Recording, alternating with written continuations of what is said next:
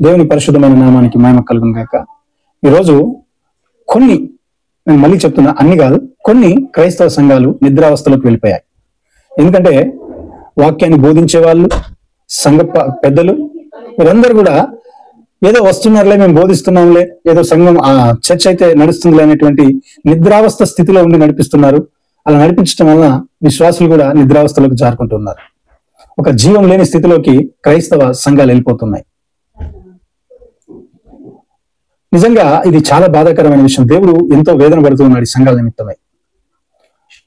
ప్రియమైనటువంటి దేవుని సేవకులారా, విశ్వాసులారా, మీతోనే దేవుడు చాలా స్పష్టంగా మాట్లాడుతున్నాడు ఈ మాటల ద్వారా.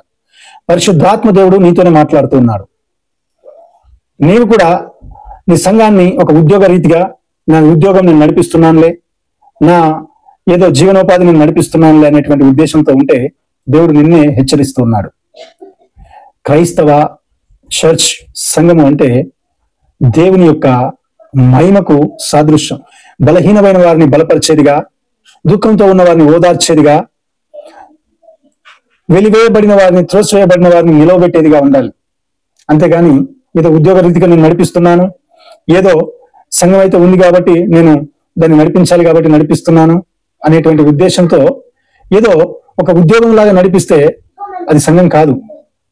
కాబట్టి దేవుడు నీతోటే మాట్లాడుతున్నాడు. ఒకవేళ నువ్వు అలాంటి సంఘానికి వెళ్తున్నావా, అయితే నీతోటి పరిశుద్ధాత్మ దేవుడు మాట్లాడుతున్నాడు. ఒకవేళ అలాంటి సంఘాన్ని నువ్వు నడిపిస్తున్నావా, పరిచారకుడిగా, కాపరిగా, అయితే పరిశుద్ధాత్మ దేవుడు నీతోనే మాట్లాడుతున్నాడు. అలాంటి స్థితిలో నుంచి బయటికి రా.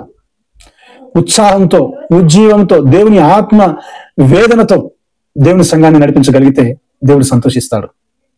కొన్ని సంఘాలు ఎలాంటి పరిస్థితులు ఉన్నాయంటే, ఏదో ఆదివారం వచ్చింది కదా, ఆరాధన నడిపిస్తాం, సంఘంలో పెద్ద మనిషి ఒక ఆయన వచ్చి ప్రార్థన చేస్తాడు, తర్వాత ఆరాధన నడిపిస్తారు, పాస్టర్ గారు వచ్చి వాక్యం చెప్తారు, తర్వాత ఎండింగ్ ప్రేయర్ చర్చ్ ఎల్డర్స్ వచ్చి చేస్తారు, క్లోజింగ్ అయిపోయింది. ఈ యొక్క ఒక రొటీన్ సర్కిల్, దాన్ని ఏమంటారు, రొటీన్ సైకిల్ ని దేవుడు ఆశించడం లేదు. దేవుడు బలహీనమైన వారిని బలపరిచేవాడిగా, వెలివేయబడిన వారిని నిలవబెట్టేవారిగా, దుఃఖంలో ఉన్న వారిని ఓదార్చేవారిగా సంఘం ఉండాలని దేవుడు కోరుతున్నాడు. చాలా సంఘాల్లో చూస్తే చాలా బాధ అవుతుంది. ఏంటంటే లీడర్షిప్ ను తయారు చేసుకోలేని స్థితిలోకి వెళ్ళిపోయాయి క్రైస్తవ సంఘాలు. ఒక కార్పొరేట్ కంపెనీ మంచి ప్రొఫెషనల్ ఎంప్లాయీస్ కావాలి అంటే, ఉద్యోగులు కావాలంటే ఎక్కువ ప్యాకేజ్ ఇచ్చుకోవచ్చు, ఇచ్చి బయట నుంచి తీసుకోవచ్చు. కానీ క్రైస్తవ సంఘం అలా తెచ్చుకోవడానికి లేదు. క్రైస్తవ సంఘము తన లీడర్షిప్ ను తానే బిల్డ్ చేసుకోవాలి. ఎందుకంటే ఇది ఆత్మీయ జీవితం. క్రైస్తవ సంఘము రానున్నటువంటి తరానికి ఒక గొప్ప ఆత్మీయమైనటువంటి లీడర్షిప్ ని, పరిశుద్ధాత్మ నడిపింపగలిగినటువంటి లీడర్షిప్ ని తయారు చేసుకోవాలి, తయారు చేయాలి క్రైస్తవ సంఘం. ఆ సంఘంలో ఉన్నటువంటి యూత్ను, చిన్నపిల్లల్ని ఒక దేవుని యొక్క డైరెక్షన్ లో నడుపుతూ నెక్స్ట్ జనరేషన్ కావాల్సినటువంటి లీడర్షిప్ ని క్రైస్తవ సంఘాలు తయారు చేసుకోవాలి. కానీ ఈరోజు చాలా సంఘాల్లో అది లేదు. పాస్టర్ గారు వచ్చి వాక్యం చెప్తారు, సంఘ పెద్ద వచ్చి ఆశీర్వాదం ఇస్తాడు, ఇంతటితో అయిపోయింది ఆరాధన. ఇది కాదు.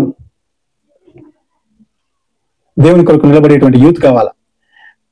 పాస్టర్ గారు ఊరికి వెళ్ళిందా, పాస్టర్ గారు ఎక్కడికైనా పని మీద వెళ్ళిందా, సంఘాన్ని నడిపించగలిగినటువంటి యూత్ కావాలి. ఈ రోజు ఎన్ని సంఘాల్లో ఉన్నాయి ఇలాంటి యూత్? ఎంతమంది, ఎన్ని సంఘాల్లో ఇలాంటి యూత్ ఉన్నారు? కారణం ఏంటంటే యూత్ గారు తప్పు. అక్కడ ఉన్నటువంటి లీడర్షిప్ వారికి అలాంటివి నేర్పించడం లేదు. పాస్టర్ గారికి జ్వరం వచ్చినా ఆయన వచ్చి చెప్పాలి. పాస్టర్ గారిని నేను తప్పుపట్టడం లేదు, కానీ ఎవరైతే దీన్ని అడ్డగిస్తున్నారో వారు దేవుని యొక్క శాపానికి గురి అవుతారు. కాటేజ్ ప్రేయర్ మీటింగ్స్ లో, చిన్న చిన్న ఈవెంట్స్ లో, బర్త్డే పార్టీలలో, సంఘానికి సంబంధించిన ఏదైనా కార్యక్రమాలు, ఎవరి ఇంట్లో ఉన్న గృహ కూడికలు, ఎవరిదైనా వివాహ దినాలు, ఎవరైనా బర్త్డే ఫంక్షన్స్ ఉన్నప్పుడు యూత్ను నిలబెట్టి వారికి గైడెన్స్ ఇవ్వండి. యూత్ను నిలబెట్టి వారికి ప్రార్థన చేయడం నేర్పించండి, వారికి లీడింగ్ చేయడం నేర్పించండి. ఎందుకంటే మన సంఘంలో ఉన్న యూత్ కి మనమే నేర్పించాలి. ఎక్కడో బయట కాలేజీలు పిలిచి ఇలాంటి ట్రైనింగ్ ఇవ్వవు. మన క్రైస్తవ బిడ్డలు, క్రైస్తవ నెక్స్ట్ జనరేషన్ లీడర్స్ ని మనమే తయారు చేసుకోవాలి. ప్రియమైనటువంటి సంఘ కాపరి, ప్రియమైనటువంటి విశ్వాసి, నీ సంఘం ఈ రీతిగా ఉందా, అయితే ఈ సంఘానికి వెళ్ళు. లేదంటే ఇలాంటి స్థితిలో లేని సంఘాలకు వెళ్ళొద్దు. ఎందుకంటే జీవం కోల్పోయిన సంఘం. ప్రియమైనటువంటి కాపరి, ఒకవేళ నీ సంఘం ఈ రీతిగా లీడర్షిప్ ని తయారు చేసుకోలేని స్థితిలో ఉందా, దేవుడు నీతోనే మాట్లాడుతున్నాడు. ఇది నీ చేతిలో ఉంటే నువ్వు తప్పకుండా ఆ పరిస్థితిని నువ్వు తయారు చేయాలి. నీ సంఘంలో లీడర్షిప్ ని నువ్వు తయారు చేయాలి. ఏదో సండే స్కూల్లో చెప్తున్నది సండే స్కూల్ కాదు ఇది. చిన్న చిన్న సంఘ కార్యక్రమాల్లో యూత్ను పిలిచి ఆరాధనలో కూడా, సండే ఆరాధనలో కూడా కొన్నిసార్లు ఎల్డర్ని, కొన్నిసార్లు యూత్, ఇద్దరు ముగ్గురు యూత్ నిలబెట్టి లీడర్షిప్, వర్షిప్ నడిపించడం నేర్పించండి. నెక్స్ట్ జనరేషన్ కి వాళ్ళే లీడర్స్ గా, వాళ్ళే సంఘ కాపర్లుగా, వాళ్ళే కొద్ది ప్రాంతాల్లో సంఘాలను నిలబెట్టి నడిపించే వారుగా తయారవుతారు.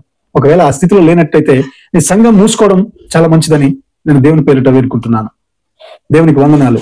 నన్ను ఎవరైతే క్రైస్తవ విశ్వాసంలోకి నడిపించారో సుమారు 25 సంవత్సరాల కిందట ఆయన దగ్గరకు వచ్చిన ప్రతి ఒక్కరు ఈరోజు ఏదో ఒక సంఘంలో లీడర్షిప్ లో ఉన్నారు. ఎందుకంటే ఆయన నేర్పించిన విధానం అది. ఒక సంవత్సరం ఆరాధనలో, ఒక సంవత్సరం విశ్వాసం నడిచిన తర్వాత ఆయన ఒక అసైన్మెంట్ ఇచ్చేవాళ్ళు. ఇది నువ్వు చేయాలా, ఇలా సంఘంలో ఇలా ప్రార్థన చేయాలి, సంఘంలో ఈ కార్యక్రమం వచ్చిన నువ్వు లీడ్ చేసి నేర్చుకోవాలి, ఇలా నేర్పించి ప్రతి ఒక్కళ్ళు, ఆయన పెద్ద సంఘ కాపరి కాదు, ఆయనకు పెద్ద సంఘం లేదు, ఆయన కొరకు ఆయన దగ్గరికి ప్రార్థనకు వచ్చి చేసుకునే వాళ్ళని ఆయన ఇప్పటికీ స్వార్థకుడిగానే ఉన్నాడు. ఆయన అనేక మందిని లీడర్షిప్ లోకి నడిపించాడు. ఈ రోజు అనేక ప్రాంతాల్లో సేవ పరిచర్య ఆయన దగ్గర నేర్చుకున్న వాళ్ళు, ఆయన దగ్గర విశ్వాసంలో ప్రార్థన నేర్చుకున్న వారు అనేక సంఘాలను కట్టి నడిపిస్తున్నారు.